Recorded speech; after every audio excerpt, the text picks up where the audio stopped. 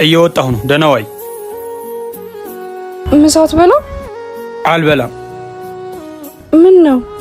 ምን አለ እንዲህ ኩትት ከመቲራሽን ብትጠብቂኝ? ምን አለ በሰባት አሰድቢ እንዴ? ቤት ውስጥ አይደለም እንዲህ መልበስ ምን ችግር አለው? ዝም በይ እባክሽ። ወተሽ የሌሎቹን ሚስቶች ባየሻቸው? እኔ እኮ እንደ ቤቴ እንጂ እንደ ጎረቤቴ አልኖርም። ኦ እንደ ጎረቤቶቼ ምን አደረክልኝ ነው? ቀኔ መሆኑ ነው ወገኛ። አሁን እኮ ባለትዳር ነኝ። አስፈላጊ ካልሆነ ዘንጬ የምወጣበትን ምክንያት እስቲ ንገረኝ። አሁን ካለንበት ኑሮ እንዴት እንሻሻል የሚለውን ላስብ ወይስ ስለምዘንጥበት ልብስ ላስብ? ትዳሬ እንዴት አክብሬ መኖር እንዳለብኝ ላስብ ወይስ እንደ ልጃገረድ ልጅ ውበቴ ላተኩር? ይኸውልህ ኪም፣ ትዳርን ማፍረስን መገንባት የምትችለው አንተ ራስህ ነህ። የሰው ወሬ እየሰማህ እየመጣ ትዳር ላይ ቤንዚል ባትጨምርበት ጥሩ ይመስለኛል።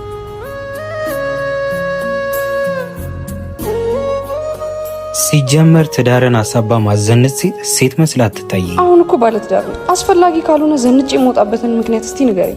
በትክክል የኔ ፍቅር ዊኬንድ ላይ የሚዘንጥበትን ልብስ አትገዛልኝ? አሁን ካለንበት ኑሮ እንዴት እንሻሻል የሚለውን ላስብ ወይስ ስለምዘንጥበት ልብስ ላስብ? የኔ ቆንጆ ትላንትና አይደል እንደገዛውልሽ? የራስህ ጉዳይ ነው። ትናንት የተደረገ ነገር ታስታውሳለህ? አድርግ ምልህን ብቻ ማድረግ ነው ካንተ የሚጠበቀው። ትዳሬ እንዴት አክብሬ መኖር እንዳለብኝ ላስብ ወይስ እንደ ልጃገረድ ልጅ ውበቴ ላተኩር?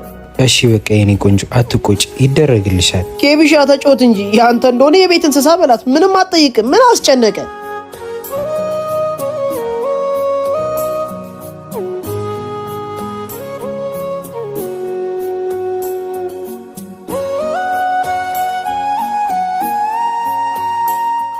እንኳን ደህና መጣ። ይቅርታ ቤቴ ውስጥ ያለ ሰላም ዘንግቼ ውጭ ባለው ነገር ተታልዬ ስላስቀየምኩሽ። ችግር የለውም። ትዳር መቻቻል አይደለ? ደግሞ አውቄ ያደረግከው ነገር አይደለም። እረዳሃለሁ።